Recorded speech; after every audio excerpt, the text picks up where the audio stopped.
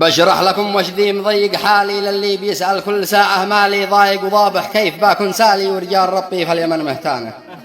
على العموم الشعر لجل السايق ذي قد حياته عايقه للعايق مهموم ضابح والحشام الضايق والقلب يشكي ضيقته وحزانه. أغلب حياته في سفر يقضيها كل الأماكن والطرق يمشيها لجل الكرش لقمح حلال تكفيها أما الحرم يحرم على لسانه. يلبج ويتلبج يدور رزقه يمشي وبين الخط مليون غرقه ساهر طوال الليل حتى شرقه كل اليوم والنوم عاف جفانه.